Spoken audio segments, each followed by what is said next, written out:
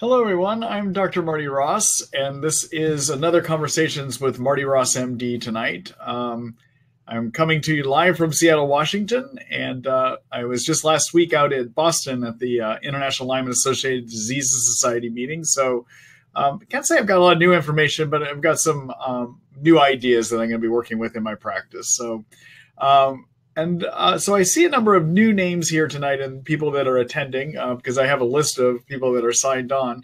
So to those of you that are new here, welcome. To those of you that are coming back again, I'm glad to see some familiar names. And I would say faces if I could see you, but obviously I can't see you. So first of all, last webinar we had was 2 weeks ago, and I understand that towards maybe about 15 minutes into it, it just got cut off. I got cut off from the server, and you guys didn't know that. But I actually spent about an hour doing a webinar without anyone actually listening. So I hope tonight things go a little bit differently, and I'll be periodically checking a little more carefully to make sure that people are still hearing me. So I hope you all can hear me okay. I hope we're not having any major, and I'm just looking to see what people are writing me. I don't see anyone writing me saying that things aren't going well here tonight. So I'm glad to be here. The way that these webinars work, you create them with your questions. And so over here on the bottom of the computer over on that side is a chat box that you can actually write questions to me. I ask that you only hit the enter key one time, and that's when the question is complete. Because if you write question, or if you hit the enter key before the whole question is complete, it sends it to me in broken up pieces. Each time you hit the enter key, it sends it to me as a separate question. And what I try to do is to post your question all as one question so that I can read it and so you can read it too. And it gets hard for me to kind of chase pieces of the question around if you're using the enter key a number of times for the same question. So please don't do that, okay? So anyhow, one other thing too. Tomorrow morning, around 6 to 6:30 a.m. Seattle time, so out here on Pacific Standard Time on the west coast of the United States, the left coast of the United States, I will be sending out an email to you that has information about how you can listen to the recording of tonight's webinar. So yes, there is going to be a recording of tonight's webinar. That is, if we don't have any technical difficulties again. And so you'll be able to go ahead and listen to that. So you'll see that somewhere around 6 to 6:30 in the morning. I did have another webinar scheduled for next Wednesday, but when I scheduled it, I failed to realize that was the night before Thanksgiving. So I've canceled it. But we will have a webinar tonight, and then the Wednesday following that, after Thanksgiving, we'll have another webinar. I've got those scheduled at this point, okay? So with no further ado, I'm going to go ahead and get started here. We'll probably be spending about an hour and a half. Sometimes I get a little tired. I only do an hour with you, but my intentions here at the beginning of the webinar is to do an hour and a half with you. So without any further ado, let's go ahead and get started here. And this is the first question. Bear with me here a minute. My lighting is doing something strange. That might work a little bit better. All right. So hi, Kobe. Let's see. If on Malarone and azithromycin for babesia and herxin becomes too intense, is it okay to skip a day or two, or what to do without losing ground? Number two, have you heard of BioSolve for biofilms? So I have not heard of that product. I'll be glad to look into it, but I'm just not aware of it. There's other ways that I go at biofilms. And if you want to know what those are, we may get into that later. But there's a whole article I have in the Treat Lyme book about biofilms and my approaches to biofilms. But regarding the Malarone and the azithromycin, so when you get herxing, usually herxing is coming from killing the Lyme germ, okay? And so the azithromycin that you're using for your babesia helps with babesia, but it also kills Lyme. So if the herxing is too bad, it would be okay to pause the azithromycin to help with that. But keep one thing in mind about azithromycin. Even when you stop it, it's in your system for a long time. It can take about a whole week after you stop the azithromycin before it comes completely out of you. So just stopping it is not going to stop your herx reaction. Probably a better way to go would be to actually try to manage your herx reaction. And so there are steps you can take to actually limit a herx reaction. So what is a herx reaction? Let's start with that first, okay? So your white blood cells, when they see germs or they see dead bug parts, react to those germs by making a group of chemicals called cytokines. And cytokines are good and bad. On the good side, they turn the immune system on, they help the immune system work more effectively, and they draw white blood cells to where the infection is, and they cause more white blood cells to be created, okay? And that's all great. But the problem is that in Lyme, is that the immune system often doesn't do a good job getting rid of Lyme, but it tries harder and harder. And eventually it creates too many cytokines. And too many cytokines give you fatigue, make it so you can't think, make you hurt all over, can give you neuropathies, disturb your sleep, interfere with how your hormones function, okay? So basically what happens when you have too many cytokines is you have Lyme symptoms, all right? So Lyme symptoms are actually too many cytokine symptoms, all right? So when you start killing Lyme germs, what also happens is the immune system sees those bug parts and makes more cytokines. So it can make it look like all of your Lyme symptoms got worse, all right? So there's two things I like to do, or a variety of things I like to do, but one of the big things I like to do is to limit Herxheimer reactions and to lower those cytokines, is I like to work with the herb called curcumin. And curcumin is a component of turmeric. So the Indian seasoning turmeric, and you can find it as a 500 milligram pill. I prefer to work with a liposomal variety, so that means curcumin that's microscopically wrapped in fat so that it gets absorbed. I have people take it as part of their Lyme treatment because I try to lower cytokines throughout a Lyme treatment. Excessive cytokines actually suppress the immune system. So people are always asking me, what do I do to boost my immune system? Well, one of the things you do is lower the cytokines. And one of the big ways you can do that is by being on curcumin, all right? Another way, just an aside, another way to lower cytokines is get sleep, get 7 to 9 hours of sleep. And I realize it takes medications to do that sometimes, but 7 to 9 hours of sleep at night also helps lower cytokines. So as part of any ongoing Lyme treatment, be on curcumin and get sleep as much as you can, okay? Now, the curcumin, again, I like using a liposomal variety. That means microscopically wrapped in fat to increase its absorption. And I have people take 500 milligrams 3 times a day. If you get a Herx, I have people double that to 2 pills 3 times a day. The other thing that can also help limit a Herx is to help boost your body's detox system. And one way to do that is give it the main chemical that the liver uses to detox substances out. And that's a chemical called glutathione. Glutathione is a very powerful antioxidant that's manufactured in every cell in the body, and it's used to fix and repair things, okay? But if you, when the liver gets overwhelmed with detoxing, it needs more glutathione. So use glutathione for that. And I like using a liposomal variety of glutathione as well, too. And the product I like using for that is a product called Trifortify, made by a company called Research Nutritionals. They've actually got some research showing that it does effectively raise glutathione levels within the cells, okay? So it's a good product, but you would want to do 5 milliliters of that 1 time a day, or if the Herx is really bad, 5 milliliters twice a day. So you don't necessarily need to stop the Zithromax when you're in the middle of a Herx. You can manage the Herx, okay? Now, regarding your question about what you can stop, I would not stop your Malarone if you're in the middle of a Babesia treatment. And the reason is that Malarone is your main agent here, and Babesia replicates quickly. So if you stop for a few days or 2 days or whatever, it just comes right back again. So you want to make sure that you stay consistently on the Malarone portion of this. The Zithromax is not as important, though, okay? All right, so that's a lot of words there. I hope that answered your question. Let me, I'm going to just show you a couple things here. So I'm going to do a screen share.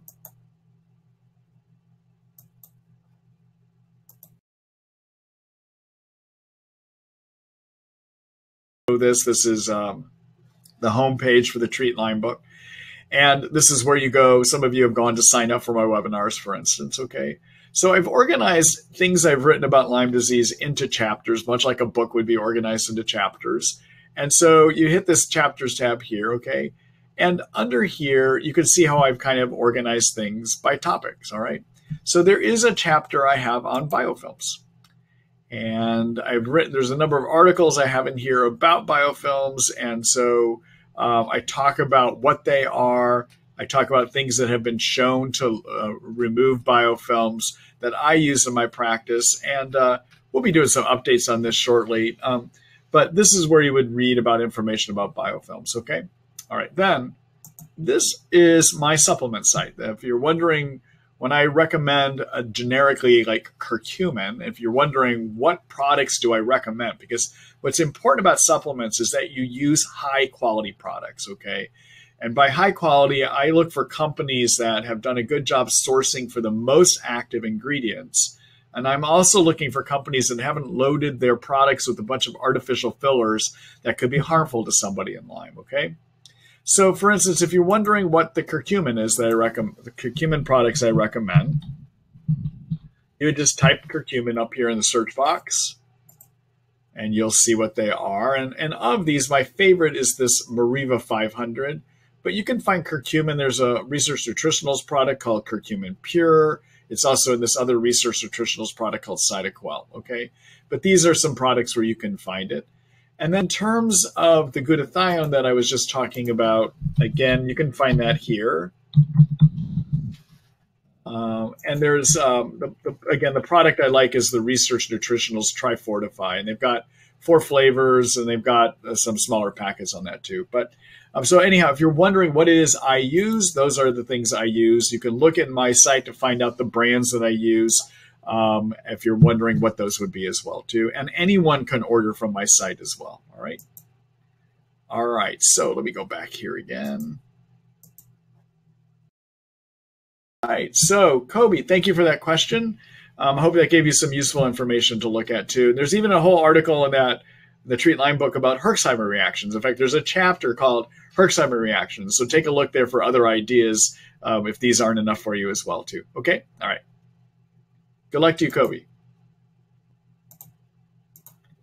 All right, let me see if I'm getting any messages that we're having trouble here tonight. Nope, it looks like the webinar is working tonight so far. Good.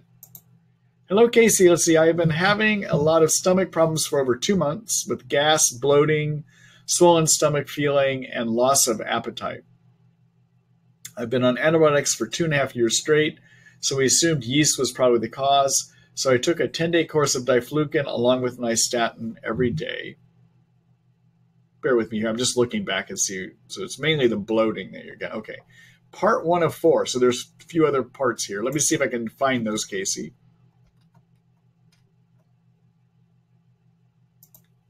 Here's your second part. After that, I finished off diflucan by taking it twice a week thereafter. That regimen did not help me, but I started to feel worse, possibly Herx, on it towards the end of the 10 days. I have done your yeast questionnaire, but not score high enough to have a definitive yeast problem.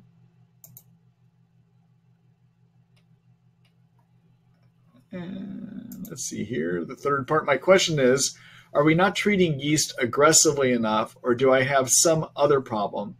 If it is yeast, how long could I expect to start feeling better?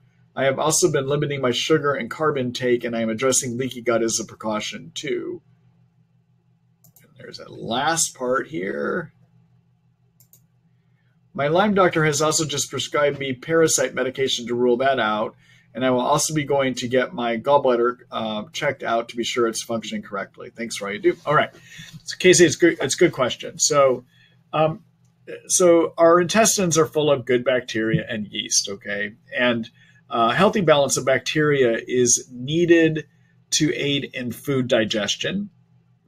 And if you don't have an adequate balance of bacteria, then you're going to get incomplete digestion, which leaves microscopic food particles around for yeast to use to create gas, okay? But also you can just, even some of the unhealthy bacteria will use some of those undigested particles as a food source and create gas as well too. So the way that food gets digested is first it goes to the stomach, acid in our stomach breaks it down. Then it gets broken into even smaller particles by enzymes that are created by our pancreas. And then basically the smallest part of digestion, the thing that breaks particles into their amino acids and into their individual small fat chains and into their individual sugars, that's the bacteria that line the intestines, all right?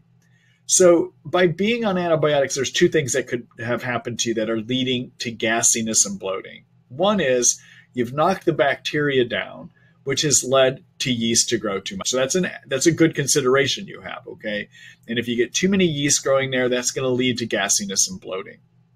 Secondly, though, is not all gassiness and bloating is always from too many yeast. Sometimes it's just that the antibiotics have knocked down good bacteria and now you have unhealthy bacteria, and that can create a lot of gassiness too. All right. So in a situation like this, I'm looking broadly to see what are the symptoms that suggest yeast. And you've looked at my questionnaire, but the big things I consider are there increased sugar cravings? Is there gassiness and bloating? And a female, is there vaginal itching or discharge? I might also consider, are there any white patches in the mouth? Sometimes if you have too many yeast, they get caught in your food pipe, and it can make it difficult to swallow. I feel like things are getting caught as you swallow. And then another thing that can happen with too many yeast is those yeast release toxins. And those toxins get into your bloodstream, they get into the skin, and at this level of the skin, they make it easier to get acne and pimples and skin rashes, okay? So keep those in mind too. But you kind of look at those things as a whole, all right? So to get rid of yeast, I like to use lots of probiotics. I like to have people taking anywhere from 50 to 100 billion cultures of a product shown to repopulate the intestines with healthy bacteria, okay? So I like using a product called HMF Forte, for instance, is one. And sometimes if I'm having trouble, I even use a soil-based probiotic, like something called Prescript Assist Pro or a Core Biotic by Research Nutritionals, all right?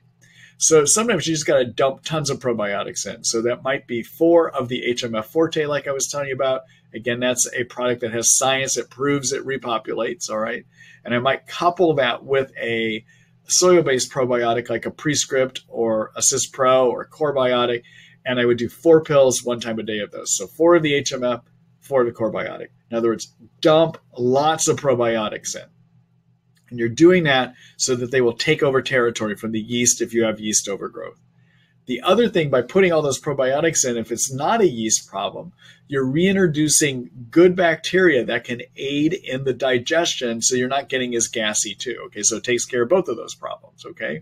All right, now, in terms of yeast, 10 days is not enough on the diflucan. It just is not my experience. I find that when people have active yeast, it's going to be a minimum of about 3 to 4 weeks, well, about 2 to 3 weeks before they're going to start feeling any better.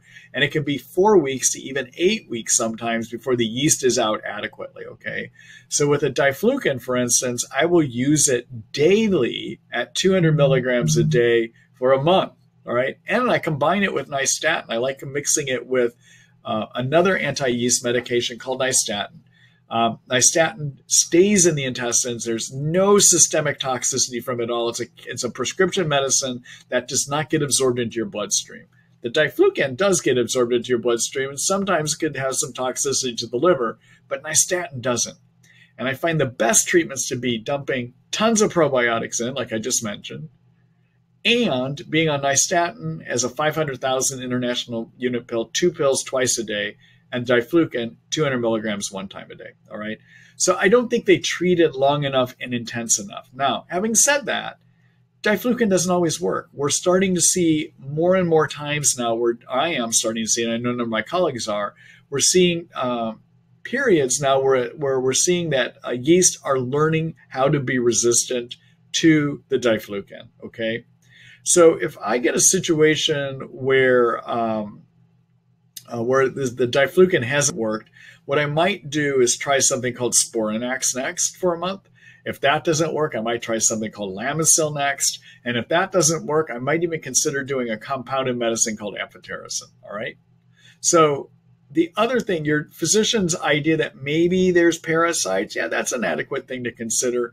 But I probably wouldn't be treating for parasites until I did a full good-on month of a strong yeast treatment and did a great job of repopulating the bacteria like I was just talking about, okay? All right. I'm going to do a quick screen share for you so you can look at some more information about this, all right?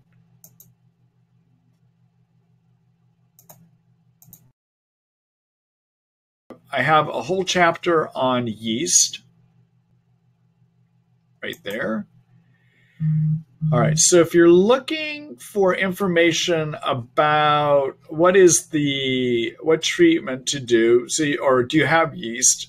There's this article called "A Silent Problem: Do You Have Yeast?" Okay, so you can take a look at that. All right. If you're looking at ideas I have about how you treat yeast, take a look at the Kills Yeast: A Brief Guide. I even talk about what to do if diflucan's not working here. I give you many different ideas. Okay. All right. So anyhow, those are some ideas for you. All right. All right. So let me go back here again.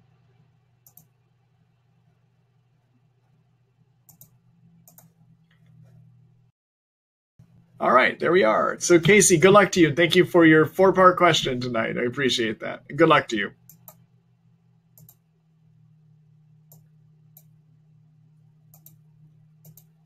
All right. Hello, Rebecca. Let's see. Is there an alternative to Artemisia for treatment of Babesia that you could recommend with an antibiotic regimen? I have attempted Artemisia for 2 weeks, but with headaches were profound and debilitating, so I would like to switch. Thanks. Okay.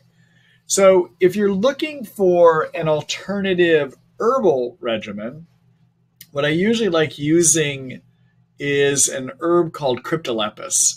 That's Cryptolepis, Cryptolepis. The company that I like to use for it, you'd have to Google them online, is a company called Woodland Essence. They're herbalists out of New York State that are the ones that do a good job manufacturing this. And you would want to get one of their herbal extracts, get it in a big bottle. They sell it in 1 ounce, but 1 ounce will be enough for about 2 days roughly, because you're going to wind up using, yeah, that'd be about enough for 2 days. So you're going to wind up taking 5 milliliters of the Cryptolepis 3 times a day. Okay. Now, Cryptolepis will work about 75–80% of the time. Artemisinin or Artemisia or Artetentuate, all of those that come from Chinese wormwood, those will work about 75–80% of the time too. Okay. The other option you have, if you don't want to use herbal options, would be to use prescription options. And my favorite single drug prescription option is to use something called Malarone. Malarone is a prescription medicine that has actually 2 drugs in it. It's got a quinine derivative called proquinil, and it has a chemical in it called atovaquone. Atovaquone is the same thing that's found in Mepron. You may have heard of people using Mepron, all right? So when we treat Babesia, we're using chemicals that kill malaria. Babesia is a parasite that lives inside your red blood cells and acts a lot like malaria does, and so we use the same drugs that we use for malaria. So those would be some things to think about. If you want more information about how you would dose some of those prescriptions, again, let me just do a quick screen share here on that one for you.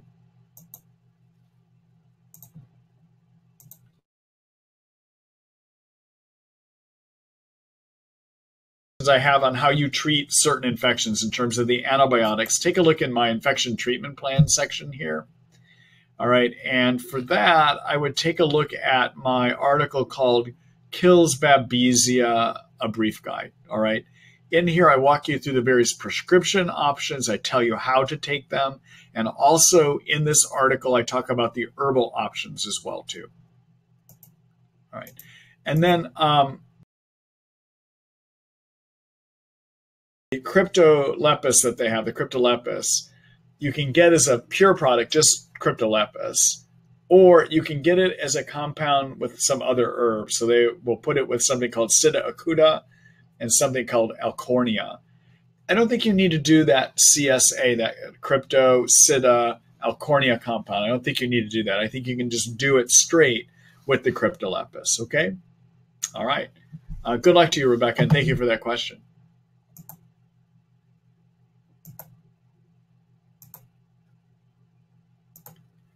Hello, Val. Let's see. Hi, Dr. Ross. Husband was low IgG subunits and wondered if transfer factors might help. Could you explain how they work and the various different types in your supplement store?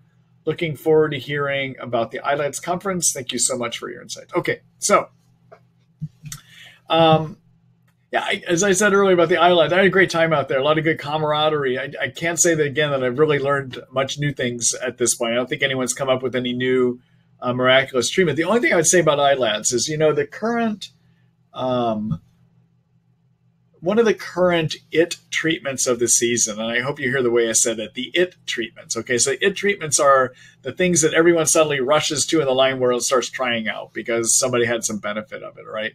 And every season it seems like we get something. This year it happens to be a lot of people trying out stem cell therapy.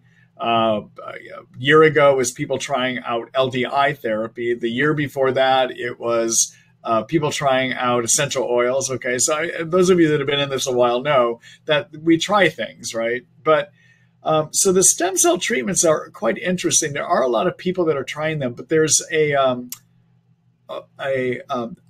LymeDisease.org in California has been doing a project where they have enrolled a lot of people with Lyme disease that just provide them with information in this big data bank. It's called My Lyme Data.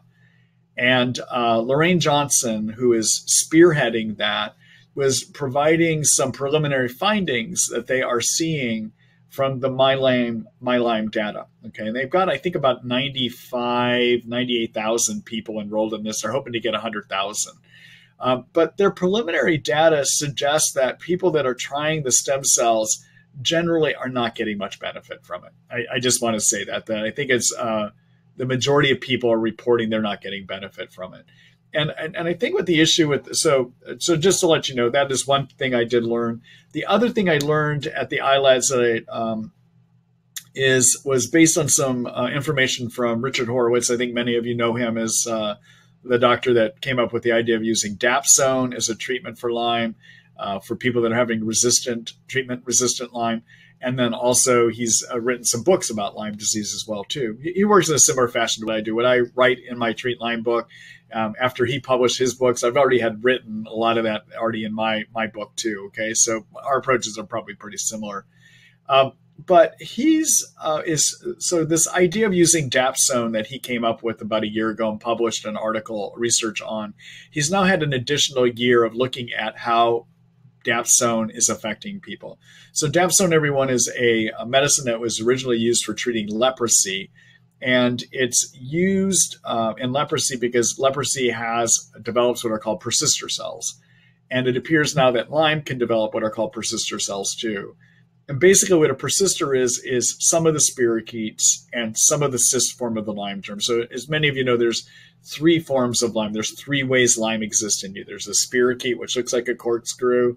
There's a way that Lyme moves inside of cells, and we call that intracellular Lyme. And then there's a third form of the germ, which is microscopic cyst form of the Lyme germ too, okay?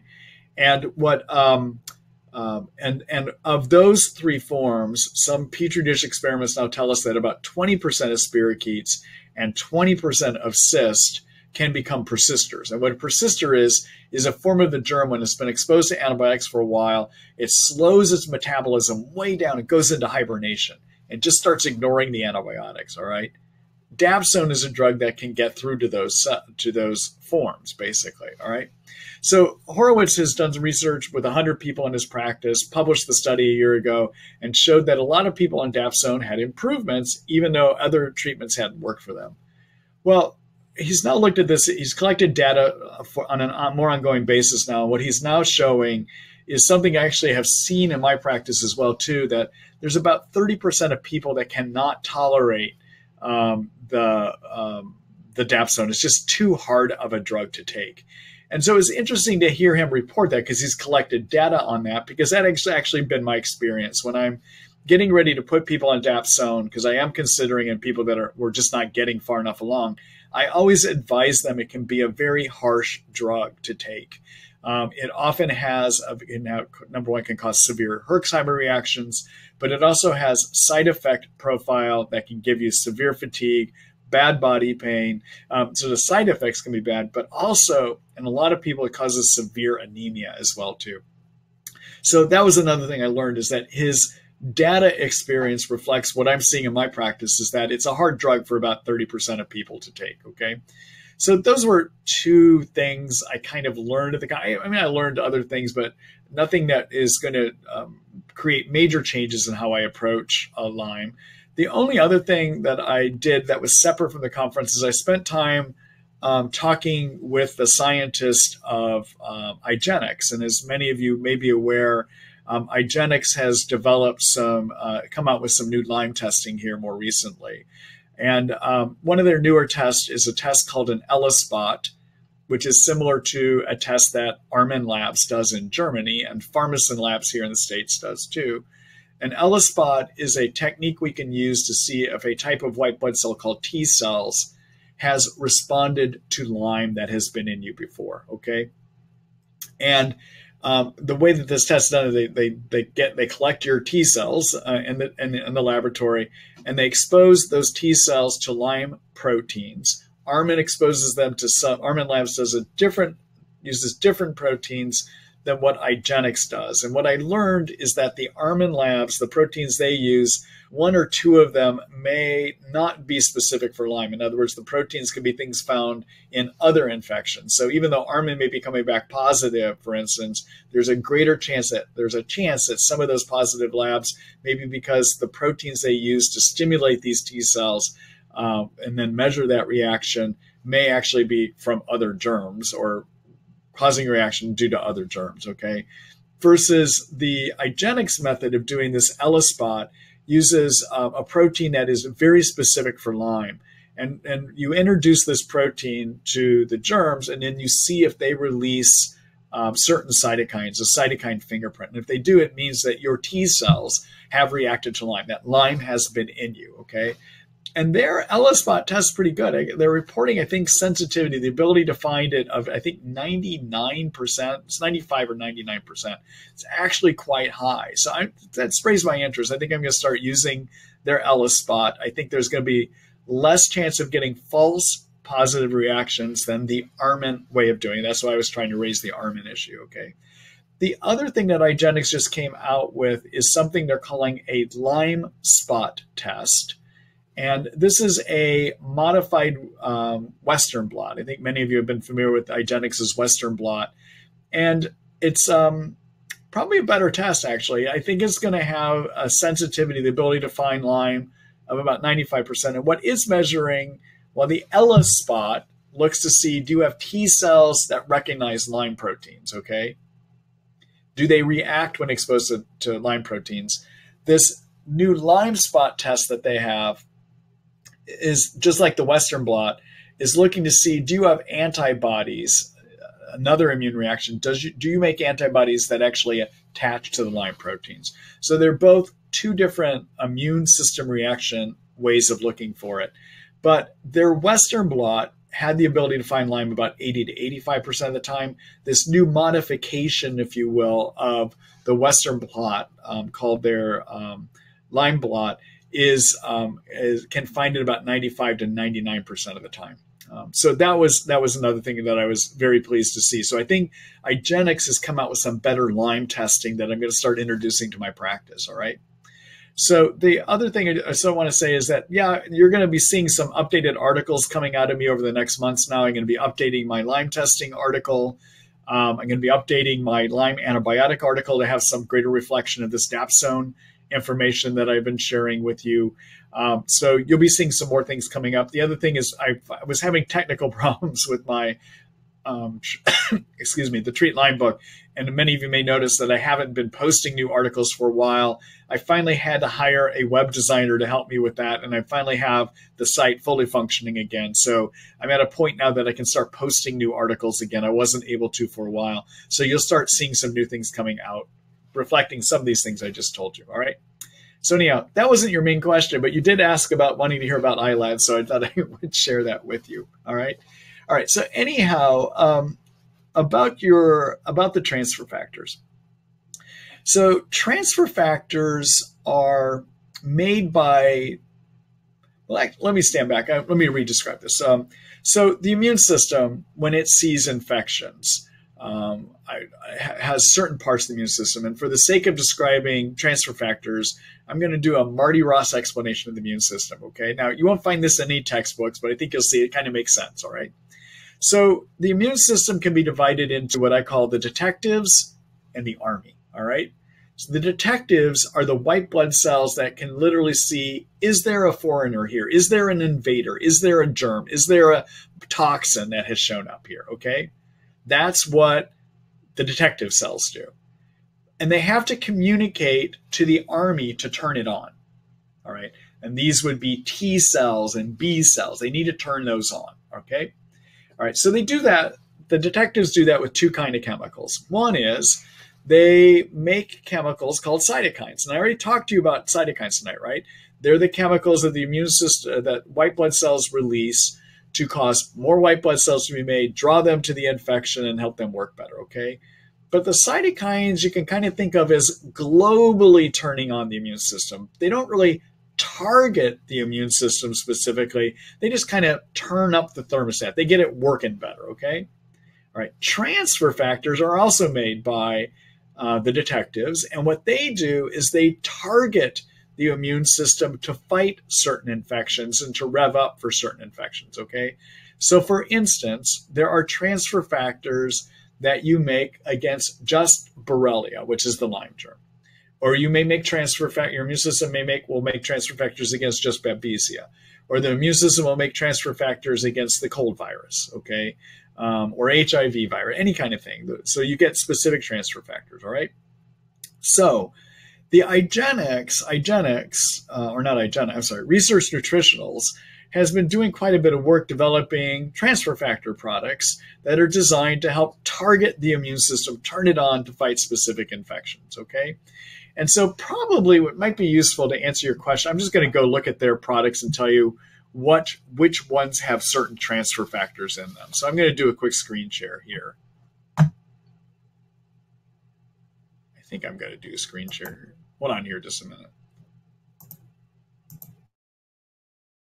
Transfer factors, I'm going to go to my Research Nutritionals page here.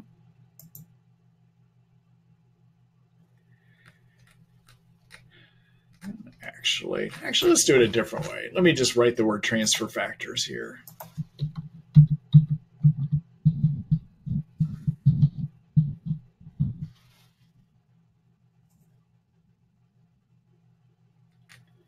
Okay, so Research Nutritionals has 6 different transfer factor products, okay? One is this product called Transfer Factor L+. And Transfer Factor L+, let's see if I can get that bigger here. This is Transfer Factor L+.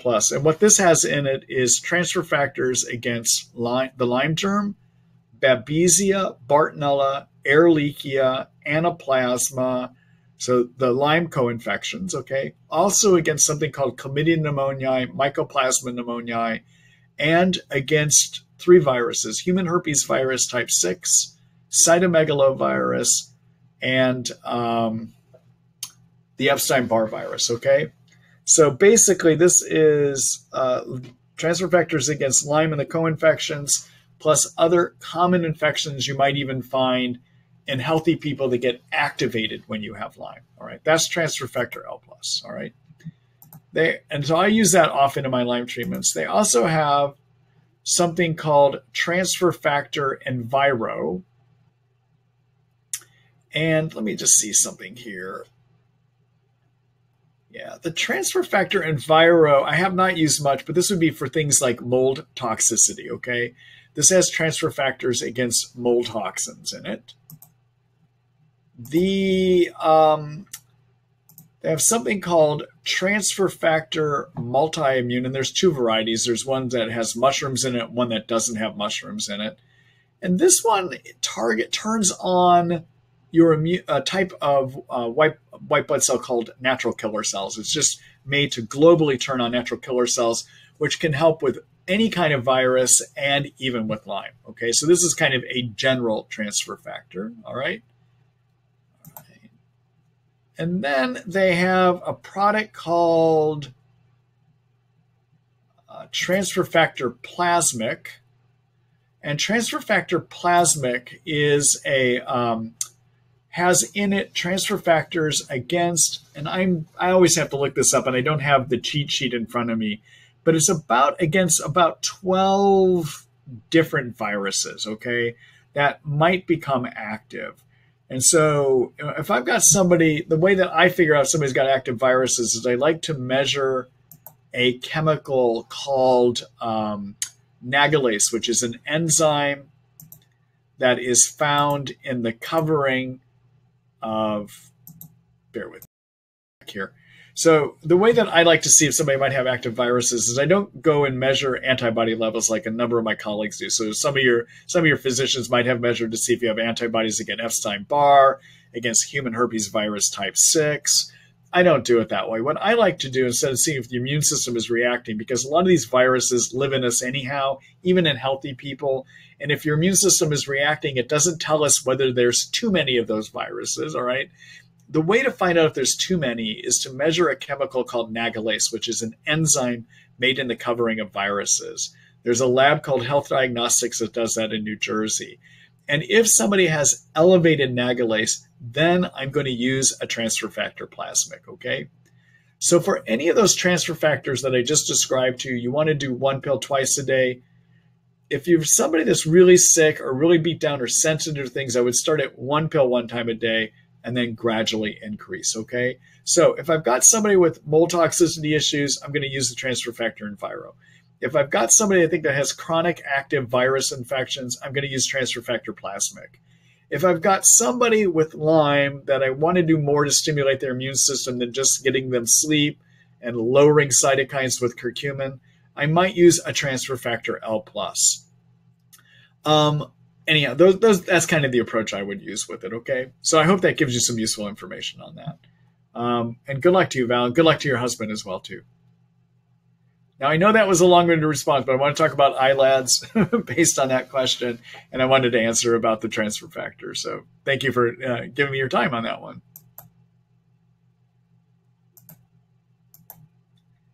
All right, bear with me here a minute. All right. Hello, Oscar. Let's see. I was treated for Lyme and Bartonella 3 to 4 years ago. I believe I had a relapse of Bartonella a couple months ago. I have been on rifampin with Hatunia for 2 months now, and the symptoms have stopped. How long should I continue the rifampin Hatunia after symptoms stop? You know, I like to treat until somebody's major Bartonella symptoms are gone for at least 2 months, especially when I've gotten into a relapse situation. If it wasn't a relapse, I might treat for at least a month. But when somebody gets into relapse, my own bias is to treat long and make sure you really got the thing wiped out this time. And if you treat for a longer period of time, you got a greater chance of getting it wiped out. So I would probably go about a couple more months on that. Okay, Oscar? Thank you for that question. Good luck to you. Everyone, Hatunia is an herb that is useful against Bartonella. On its own, it might work about 70% of the time. If I'm going to use it with another herb, I might combine it with Sida acuta, and that combination works about 75% of the time.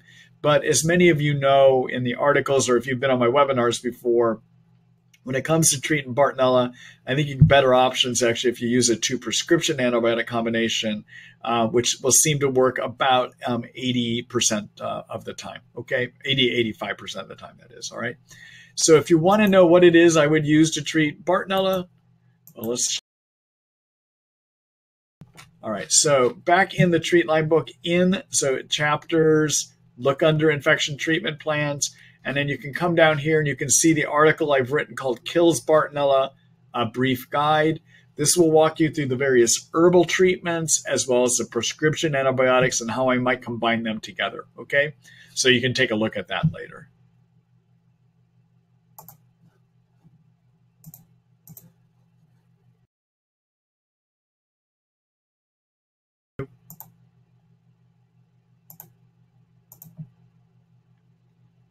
Hello, Casey. Let's see. My question is, are we not treating yeast aggressively enough? Oh, I already answered that one earlier. That was your 4-part question.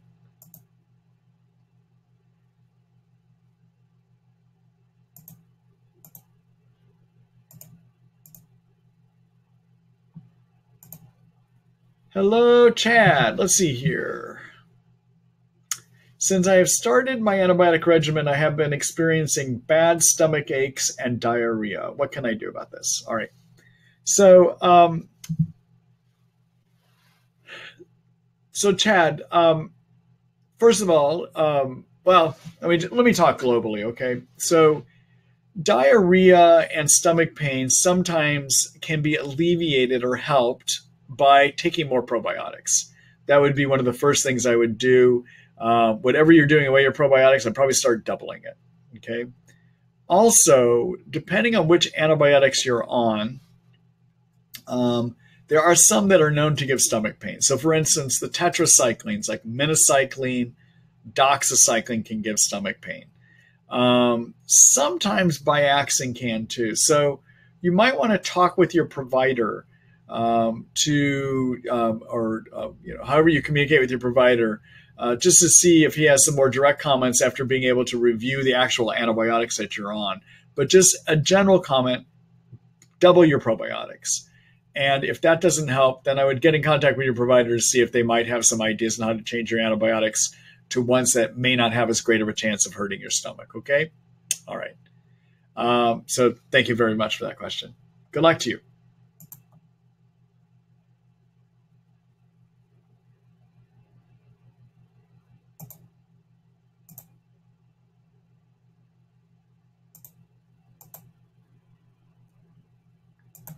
All right. Hello. Let's see. Ciara, how are you? Let's see. Hi, I'm 28 years old with all the symptoms of Lyme acute onset. My GP doesn't know the correct amount of doxy to put me on, so I've been taking 200 milligram per day. I took 4 weeks of them, came off them, and have gotten worse. What's the highest amount of doxy I can take, and for how long? All right. So a couple thoughts. So first of all, Ciara, make sure that in addition to treating with a doxycycline, and I'll give you alternatives to that too, that you're also on antibiotics that would treat the cyst form of the Lyme germ. All right. So again, Lyme exists in you in 3 forms. And those forms are spirochete. That's the thing that looks like a corkscrew that you've seen pictures of on the internet. There's also a form of Lyme that moves inside of your cells. That's called intracellular Lyme. And then there also is a microscopic cyst form of the germ too. All right. So one of the things you can do for the cyst, which would not require your doctor giving you an antibiotic prescription, is to use the herb called grapefruit seed extract, 250 milligrams twice a day. That'll take care of the cyst. Okay.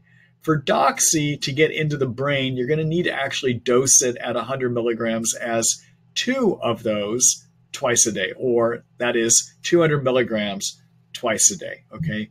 Now, if you do that, it may give you a lot of upset stomach, all right? Like I was just telling Chad earlier, the tetracyclines can give upset stomach sometimes. So one thing you want to do if you're on a tetracycline, you get upset stomach, is take it with food. The pharmacist is going to tell you not to take it with food, okay?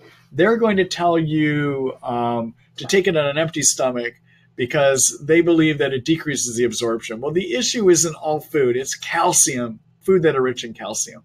All right, so foods that are rich in calcium would be milk and milk products or calcium supplements. But if you avoid calcium supplements and milk or milk products, you can take your doxycycline with food, all right? But if you have Lyme, the stronger way to get stuff in the brain is to actually not use doxycycline, is to use its brother or sister, which is known as minocycline. And that's because minocycline is more fat soluble, which means it crosses into the brain easier than what the doxy does, okay? Now, doxy at 200 milligrams twice a day, you're probably pounding it into the brain at that dose because it's so high it's going to force its way in. But an easier way to get it in would be to do minocycline instead of doxycycline. All right, so these tetracyclines treat spirochete Lyme and intracellular Lyme, okay? But you might look at doing minocycline at 100 milligrams twice a day, not the 200 milligrams twice a day of the doxy, but at 100 milligrams twice a day along with the grapefruit seed extract, okay? And then, Sarah, I want to just show you some other things that you need to consider, okay? So if you're going to recover from Lyme, it requires more than antibiotics, all right? So I want to just show you what to look at here. So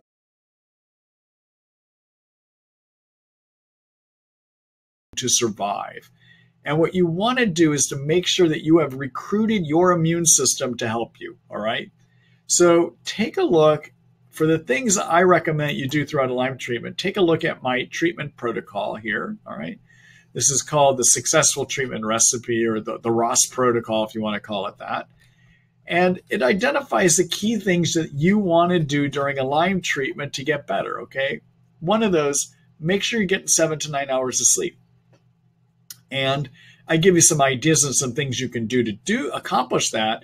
But you want to get 7 to 9 hours of sleep because that helps lower cytokines. And as I just learned at iLads, there was an interesting presentation that showed that nighttime, when you're in sleep at night, is when the brain detoxes best. Okay, so you need to get night sleep to help with brain detox. Okay, and getting sleep helps your immune system work better. Okay. Number 2, I recommend that people be on a paleo type diet because it helps nerve repair, especially with what's happening with you. It helps nerve repair and it decreases the chances of getting too many yeast. Okay. And so I have a paleo diet here for you. If you click on that link right there, it'll show you the paleo diet I recommend. It gives you a lot of information on how to do that paleo diet. All right. All right. Number 3, lower your cytokines. You've got to lower cytokines so your immune system does better and so you feel better. So you want to use curcumin. Number 4, be on something that boosts your body's ability to fight infections. So use the ashwagandha that I recommend here. It's a Chinese medicine and Ayurvedic medicine herb. Number 5, figure out if you've got low hormones caused by Lyme and fix them. Number 6, be on a good multivitamin. And for that, I like something called Physicians Daily or a product called the Energy Infusion. Okay. Number 7, make sure you keep your yeast under control. Number 8, treat your Lyme germ just like you're doing. And I talk here about ways to do that. Okay. Number 9, do some basic detox steps. Treat your co-infections if they're there. Anyhow, these are kind of the basic steps. And to get well, you actually need to do most of these things, okay? So Lyme disease, it's not often enough to just poison your germs, all right? You've got to do things that are going to support your body's ability to detox, support the immune system. Those steps that I just lined up there for you are key ways to go about doing that, okay? All right. Thank you for that question. Good luck to you. Oh, I see what's happening here. I've got a lot of people that just wrote me and said hi, and I think it's because at the beginning I was saying, I hope you all can hear me. I finally get why I've got so many highs here tonight. I've got a bunch of people that just posted highs, and I'm not posting those, but yeah, okay, I got it now. Thank you for letting me know that you're all hearing me. I appreciate that. All right, let's see. Hello, Joanne. Let's see. Does cemento cross the blood-brain barrier? Is it useful for Lyme? It's a good question. I don't have any studies that tell me that it crosses the blood-brain barrier. Okay, so I can't tell you based on studies. What I can tell you, though, is I've got a number of patients with MS Lyme, multiple sclerosis Lyme, that have gotten better using cemento coupled with another herbal product called Banderol. Banderol is a toba bark extract. It also kills Lyme. So when I use those two together, I get good results often, even in my multiple sclerosis patients, okay? So I think it does, just based on the response that I've seen in some of my patients, all right? Good luck to you. Thank you for that question.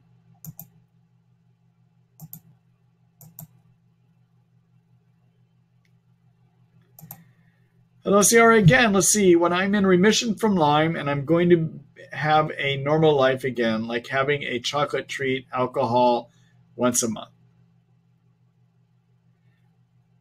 I think you were trying to say, will you be able to? The answer is yes. You should be able to once you get into remission, okay? I mean, I wouldn't go out and drink alcohol every night, but occasionally I don't think there would be a problem with that, all right? You should be able to get your life back. Okay, good luck to you.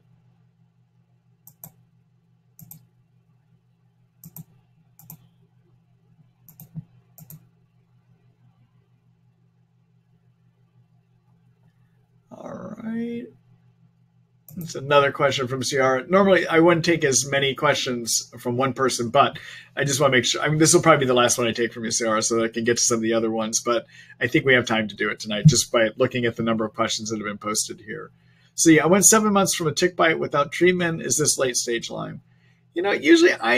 So late stage means it's going to be harder to knock down and get out of you. And usually my cutoff I use is a year.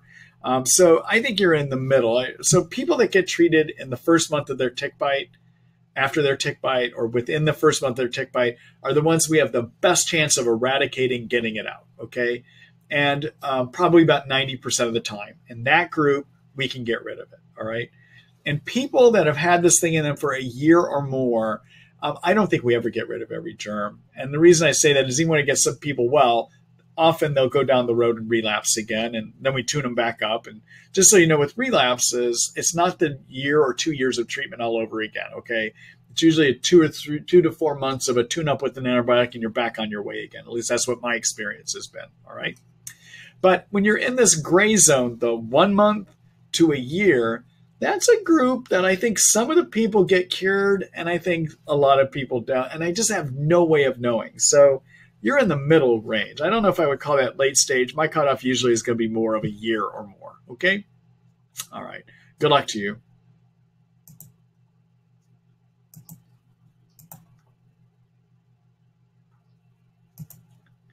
Hello, Jackie. Let's see. I've been treating for 10 months, and despite changing antibiotics, have been plateaued with non-migratory neuropathy and aches in arms, legs, especially if my sleep isn't good. Any thoughts? So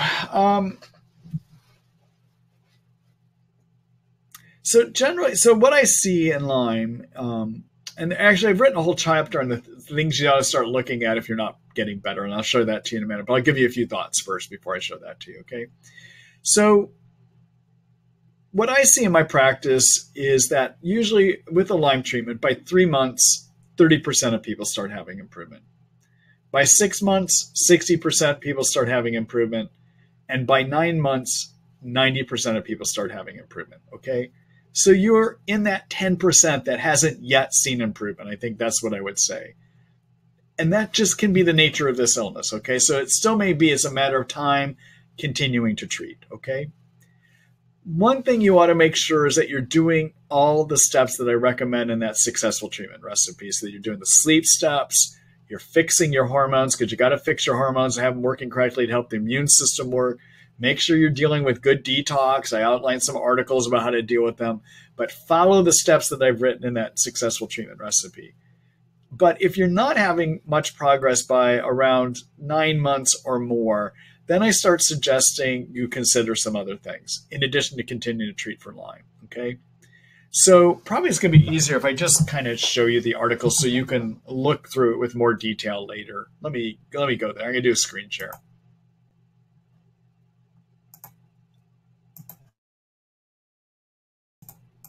All right, so back in the Treat Lyme book. Okay, so again, my treatment protocol, follow all the steps of it, okay? Now, at the end of the protocol, I'm going to dial back down now. Right at the end of the protocol, you may have seen this earlier. There is a section that says special considerations for 6 months and beyond, okay? So these are the other things I would start considering focusing on if you're not getting better, okay? So you can take a look at it here, or I actually have a whole chapter about this in the Treat Lyme book, all right? So one thing is I would look to make sure you're detoxing okay by checking to see if you might have something called an MTHFR defect. If you don't know what that is, click on this article. You can read more about it there. Make sure you don't have mold toxicity issues, that you haven't been exposed to mold in the past, and that those mold toxins are hanging out in you now, okay? And so you can click on this article here that tells you how to go about doing that. Consider if you have heavy metal toxicity, all right? Make sure you're doing things to remove biofilms. I talk about how to do that here. Biofilms are slime layers that can build up and block your immune system out and keep the antibiotics from being able to get at the germs, okay? See if you might have chronic virus infections that have gone active. And I tell you about how to do that here with the Nagalase, for instance, okay? do things to fix your energy factories in your cells called mitochondria. So click a link and look at that article there. Make sure you've done a good job treating all your co-infections, that something hasn't been missed. And I give you some links and resources right there, okay?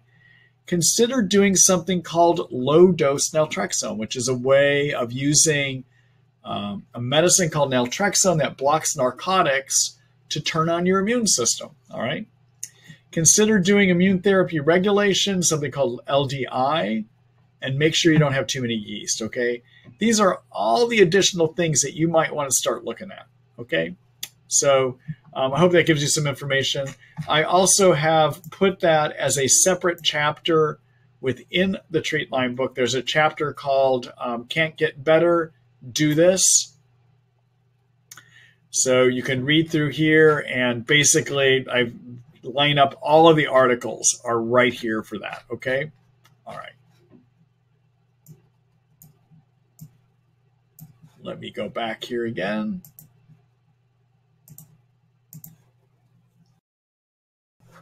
All right, Jackie, good luck to you. Take a look at some of those things, okay? Probably the two things I would probably focus on first is start doing some of the mitochondria repair work that I mentioned. And I would take a look to make sure you don't have mold toxicity. That's just mold toxicity can look just like Lyme. And a lot of times people have been exposed to mold and they just don't know it, and it's built up in their body. The mold toxins are built up in their body. And until you get those out, you are not going to get better. So I would take a look at that. Okay. All right. Thank you for that question, by the way. Good luck to you.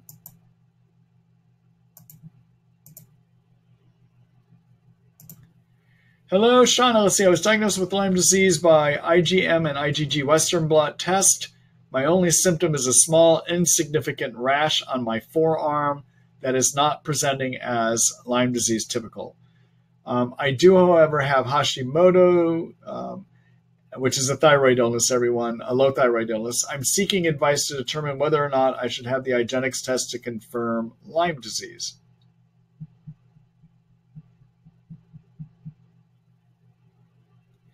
So you've already confirmed you have Lyme disease. Your Western blot does that. So the problem is even with these new IGeneX tests that have come out, the ELISpot and the Lyme blot that they're doing now, these new tests are good at showing if an infection has been in you, but we don't have any way of knowing if the germ is out of you, or we don't have a test that shows that treatment is done. So these tests that I was just covering with you, the Western blot, the new Lyme blot that I described earlier, and this ELISpot that they're now doing, all of these are measuring immune reactions, okay? And as I've discussed earlier, even if you've had Lyme in you for a year or more, when we get done treating, probably we don't get rid of it anyhow. So if you go back and do these tests and they're still positive, it doesn't mean you still need to keep treating, especially if your symptoms are resolved. It just means that your immune system is still reacting, okay? So we don't have a test that we can do that says we're done, or once you've had a test that's positive, you can assume if you've had it in you for a year or more, the germ is still going to be there. There's no utility in going back and testing again. If you do one of these tests and they're negative, it just may mean that at that moment you had too much immune suppression and it came back negative for that reason. The other thing it can mean is that the Lyme germ was hiding in such a good way that the immune system couldn't react against it. Okay, so negative testing doesn't mean you're done. It just means it can't see it, and it's hiding well enough where you've got a lot of immune suppression going on, so the immune system can't react against it. All right, sorry about that. I wish there was another way we could go about it, but there just isn't. All right, good luck to you, Shauna.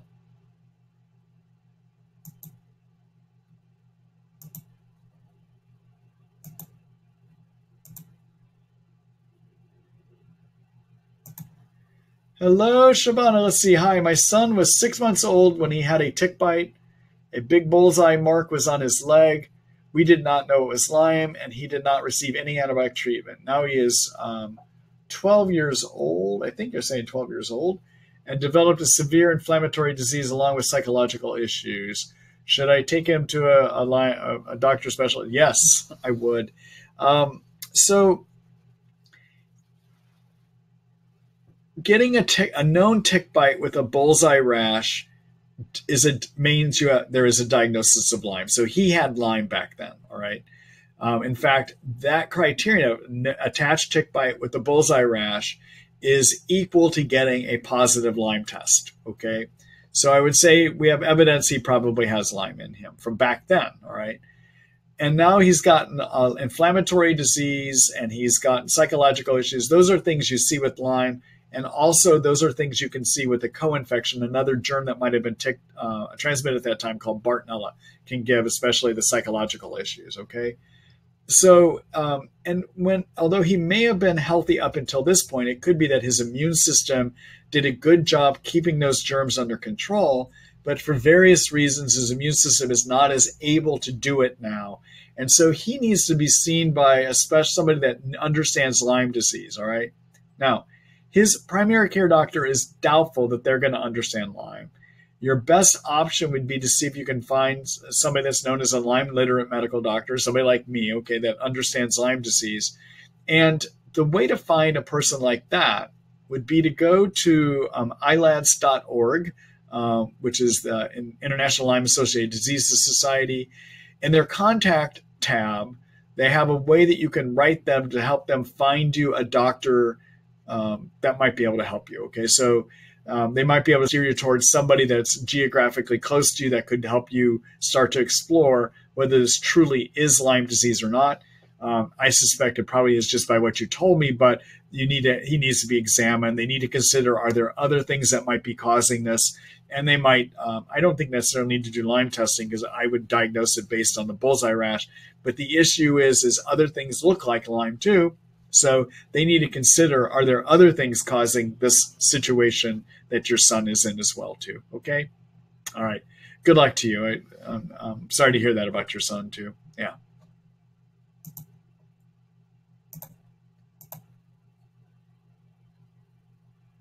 Andy, thank you for saying hearing ya. I appreciate that. I'm glad that people are able to participate tonight. And hello, Betsy. Thank you too. I appreciate that.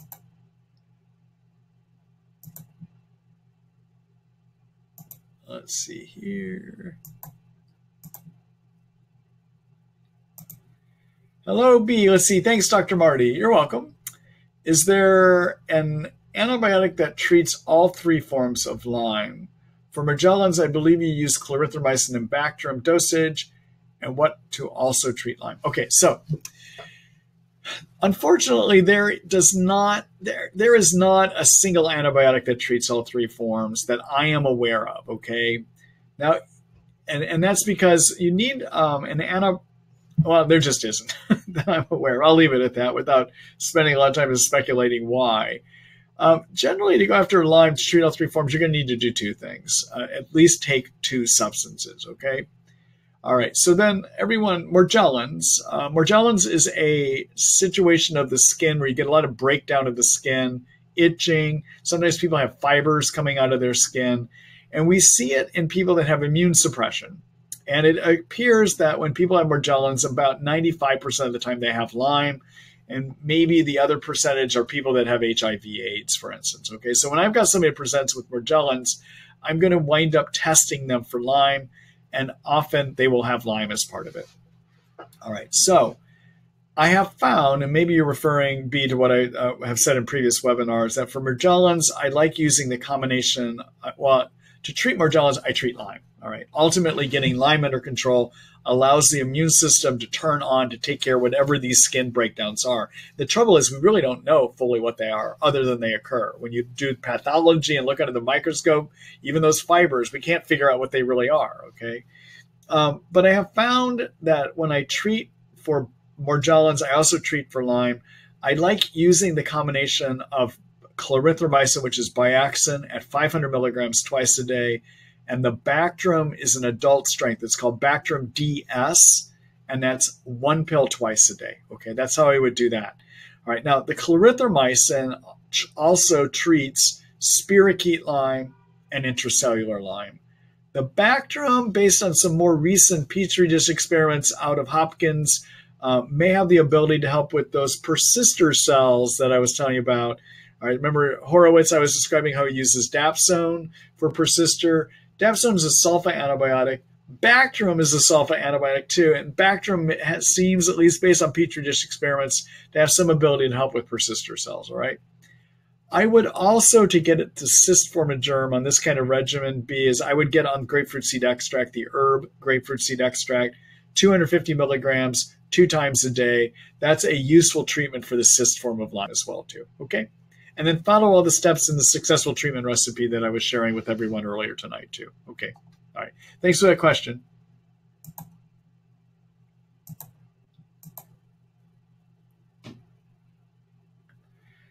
Let's see. Charlene, I already answered that earlier, so I hope you participated earlier and heard some of the ideas that I shared that I got from iLads. All right? All right. And thank you for posting that question. I appreciate it. Let's see. Hello, Kate. Let's see. I'm curious to know how you recommend handling heavy metal toxicity. Is chelation needed, or are there other options? Also, any suggestions for SIBO that are natural?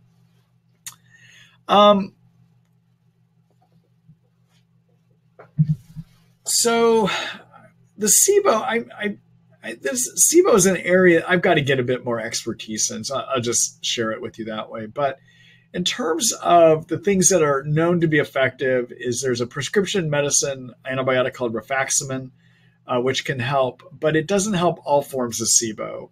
Neomycin's another antibiotic that can sometimes help with SIBO.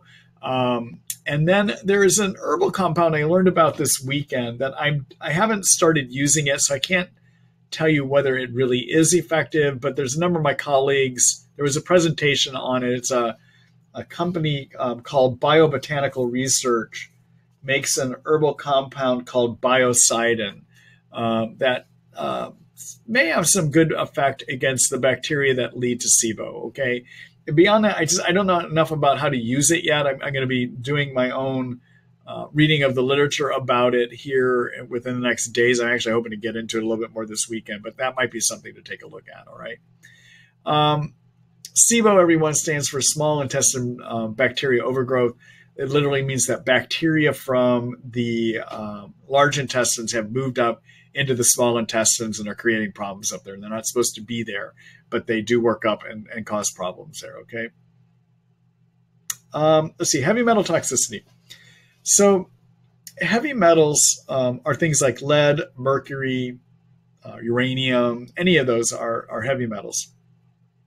The issue with heavy metals is that when we get exposed to them, whether we breathe them in, drink them in, eat them in, most of them get absorbed into our bloodstream. They go to the kidneys and we pee them out and they're gone forever, okay? But small amounts can accumulate in our cells. And once they get in our cells, they have an elimination half-life, the time it takes for half to get out of you, of about 24 years, okay? So half that stuff that you breathe in, drink in, eat in, takes about it takes 24 years for half to get out. So what that means is over a lifetime, you can have multiple small exposures, okay? So where would you get mercury from? Well, you might have gotten it from eating a lot of tuna from the ocean. You might get mercury from the fillings in your teeth. You might get mercury from playing with broken thermometers when you were a kid, although it's rare to find a mercury thermometer these days. But when I grew up, we had mercury thermometers. We play with that stuff, okay? You can also get lead. You can breathe it in from, it used to be it was in car fuels, so you could breathe it in through car fuels. If you've lived in old homes, they would have lead pipes, and so you'd get it from the water, or been in schools that have it. So you can just accumulate this stuff over time, okay? And so what happens is when it moves in your cells, it moves into the mitochondria of the cells. All right, so what are mitochondria? Well, mitochondria are the energy factories found in every one of our cells. And inside those energy factories, fat and sugar are burned through a bunch of chemical reactions into cell fuel called ATP. Those chemical reactions all have enzymes that make them happen. And those enzymes are rich in sulfur. Heavy metals love sulfur. They bind to sulfur. They're attracted to sulfur, okay? And so in the mitochondria, if they start binding to all those enzymes, they make it so those enzymes don't work correctly, and therefore you don't get adequate energy generation.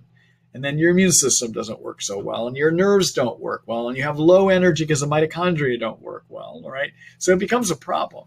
All right. So the way to find out if you have heavy metal toxicity is to actually do a test that is designed to draw the heavy metals out of the cells, okay? That's called a chelation challenge test. Now, other ways to measure heavy metals is to do blood tests for them, but it probably doesn't accurately reflect what's going on in the cells. That may be a better reflection of what you've been exposed to in the last 24 hours. Another thing you could do is a hair analysis, but hair analysis is only going to show what's accumulated over the last 3-4 months, maybe, okay? So, but you're interested in what's accumulated over a lifetime. And the way to do that is to take a chelating agent and then collect urine for about 6 hours, okay? So if you've had heavy metal toxicity, I hope that's how they figured out, okay? Now, if you do have elevations of those chemicals with a chelation challenge test, then the next step is to remove them. And I like doing it orally. I know some of my colleagues do it with IV, but if your gut's working, you could do it orally.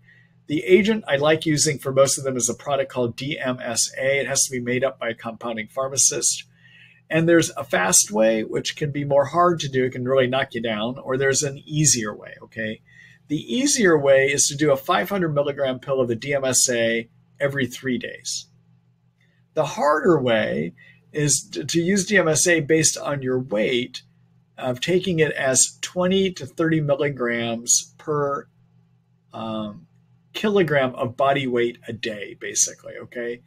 And you take that dose and you divide it into 3 times. But for most people, adults, it's going to work out to taking 3 or 4 500 milligram pills divided into 3 different times of the day. And you take that 3 days in a row, and then you take 11 days off, okay? Now, you can get knocked down from doing it that way, and often people with Lyme have a hard time with it. So the alternative would be as a DMSA pill, 1 pill every 3 days, okay? That's your strongest chelating agent. There are other agents you can use that are more natural, and those would be to use a glutathione. Glutathione is rich in sulfur. It attracts heavy metals too. 500 milligrams twice a day, but it's a very weak chelator, okay? You could use, that would probably be the alternative I would use, but boy, I would probably go more with the DMSA. I think you're going to have better luck getting there, and use it one of those few ways. Okay, now, on the days you're not chelating, you have to put minerals back in, because the chelating agents remove minerals too. So I like using a product by Research Nutritionals called Core Minerals. People take 1 pill 3 times a day or 1 pill twice a day on the days that they're not chelating, okay? That also means on the days you chelate, you do not want to use any vitamins or supplements that have minerals in them. All right, you want to avoid those because it's going to be bound up by your chelating agent, okay? All right, Kate. I hope that gives you some useful information. There's an article I have in the Treat Lyme book that describes in more detail about how to do the chelation challenge test too. So if you just hit the search function in the Treat Lyme book, write heavy metals, you'll find the article that I have about how to do heavy metal testing as well. Okay? All right. Good luck to you.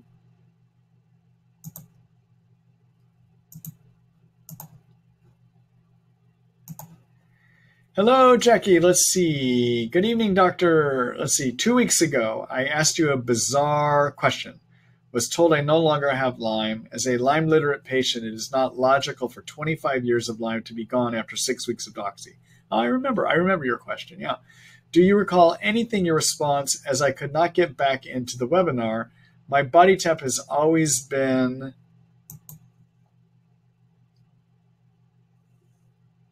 97.1, recently not lower than 97.7. It still rises up to 99.5 in the afternoons. My tempo is dropping to 95.9 in the middle. I have symptoms of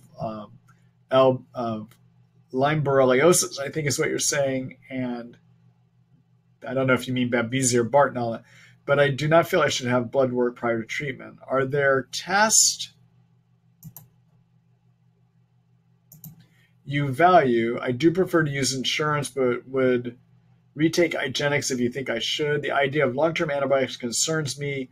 Could there be long-term effects many years later? How do you, as a Lyme literate medical doctor, and your patients know when treatment is through? I apologize. You don't have to apologize. All right, let me go back to your original question here. I'm trying to remember this here. Okay. So once you've had Lyme testing, as I was just mentioning, there's no utility to go back and redo it again. So I would not advocate going and testing. And I would also say that if you had Lyme for 25 years, I am highly skeptical that 6 weeks of doxycycline was enough. Okay. I mean, especially if you were still having, if I remember when you wrote your question 2 weeks ago, you were still having a lot of symptoms too. So an average to recover from Lyme is 2 years. All right. If you've had Lyme in you for a year or more, an average time of recovery is 2 years. And with treatment, my experience is that 90% of people get help, but 10% don't. Now, when I said an average length of treatment, I want to make you aware that's an average. Okay. So some people do get better in 6 months. Some people take 3 to 4 years. All right. And when you do get better, the improvements can range up to 100%, or you may have some permanent injuries that go on too. All right. So generally, I like to treat until one of two conditions is met. Number one, somebody is completely symptom-free for at least 2 months, and then I'll consider stopping. All right. Or somebody has gotten better, but they're in a really big plateau for 4 months. And no matter what other alternative options I try to move the treatment forward, I can't get it to get any better. Okay. So that means I did things to look at biofilms. I took care of viruses. I did immune system treatments. I made sure for sure that Bartonella babesia was gone by looking at their symptoms. Okay. So generally, again, if you're at a big plateau for 4 months and you've done everything else imaginable to move the treatment forward, and I described that earlier when I said to take a look at that chapter, can't get better, do this, all of those steps, okay? If somebody is not getting better after 4 months of doing all those things, then it's time to say you're done as well too. So I just want to let you know, I think you were treated too short. I can't believe you would have been done. And I remember last time you wrote the question that you really were having a lot of symptoms of Lyme. So I hope that gives you some useful information. I wouldn't go back and retest. I would try to find a Lyme literate medical doctor that knows that you treat based on symptoms. Okay? Good luck to you with that.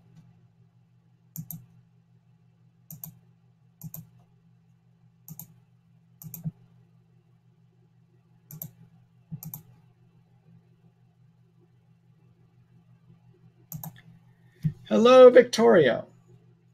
Have any in vivo studies been done on Cemento and Banderol? Good question. So in vivo, everyone means in a living person. All right. In vitro means a petri dish experiment.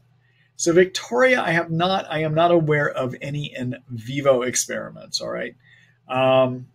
There were in vitro experiments, and you can find that. That's an experiment that was done by Eva Choppy, SAPI. If you Google Choppy, Townsend, Letter, Banderol Cemento, you will find her research, okay? But I'm not aware of, I haven't seen any in vivo in living people experiments, all right? All right. Thanks for that question. I appreciate that.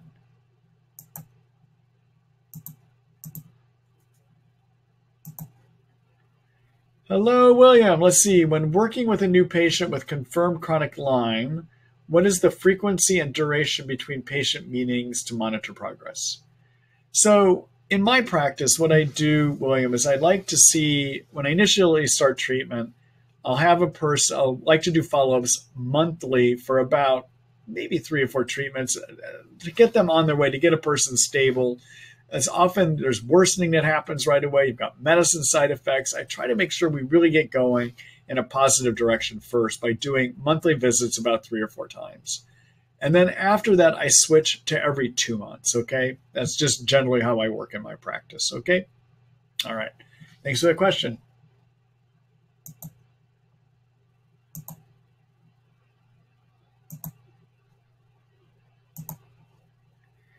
Hello, Renee. Let's see. Hi, glad to hear you came to East Coast. I am in Maine now and concerned about the new tick disease we have. Do you know anything about this?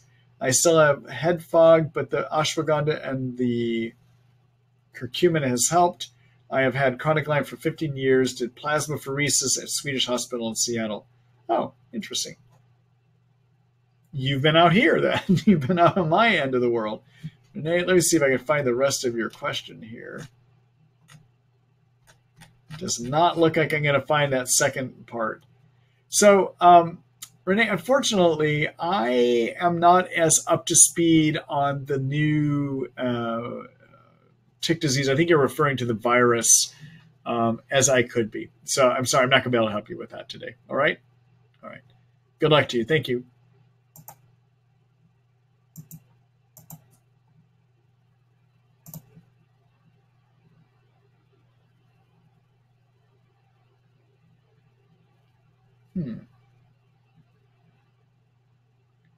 Oh, I see. Okay.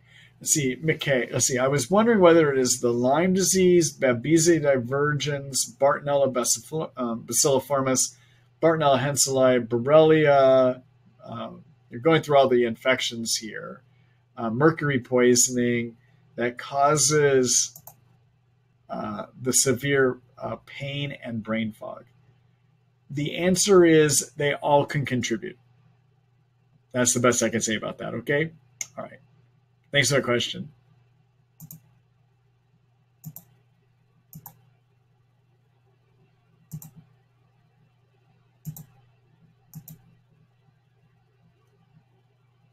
All right, let's see here.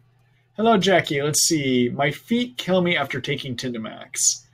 Is this a Herx or is this the effect of a neurotoxic drug? It's a good question. So Tindamax interferes with folate metabolism, or I'm sorry, B6 metabolism in the nerves, and it can lead to neuropathy sometimes, okay? And so what that would look like is burning sensations usually is what the neuropathy is going to look like. So if it's a neurologic type pain, it's probably coming from the Tindamax. One way you could handle that is to try vitamin B6, 50 milligrams, or 100 milligrams twice a day. That can sometimes help with it, okay? All right. Good luck to you, Jackie. Thank you for that question.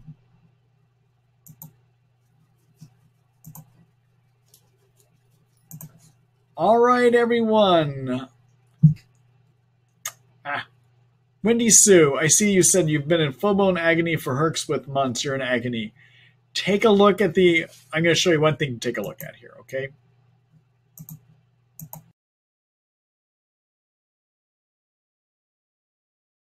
Herxheimer and cytokines. And you want to read this article called Control Cytokines, a Guide to Fix Lyme Symptoms in the Immune System. There's a lot of things you can do to lower those cytokines that will help with pain, okay? All right, let me go back here again. All right, so it's time to stop. We've done this for an hour and a half tonight. Listen, everyone, I've enjoyed visiting with you tonight. I actually I get energized by doing these. Often I do, not every time, but tonight I did. I like helping you too. In a second here, I'm going to take you over, as I close out the webinar, you'll be redirected over to the Treat Lyme book. Again, it is now fully functioning, and I would appreciate your support. Anytime you subscribe to the Treat Lyme book, you get all that great information, but also you're supporting me and these abilities to do the webinars and to keep writing new articles. And you will be starting to see new articles again. Again, I had to get some technical help finally to help me with the Treat Lyme book, but we should be starting to see some new postings and some ideas coming up for you in the future here. Keep your eyes out on your email tomorrow morning, somewhere around 6 to 6:30 a.m. Seattle time. I will be sending out an email with information about how to see the recorded version of the webinar tonight. And it appears that we did stay live the whole time, so there should be a recording.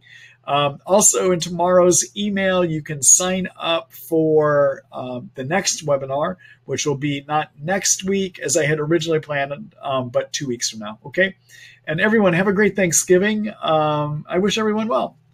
Oh, let me redirect you here. So there we go. So I've just hit the button to send you over to the Treat Lyme book.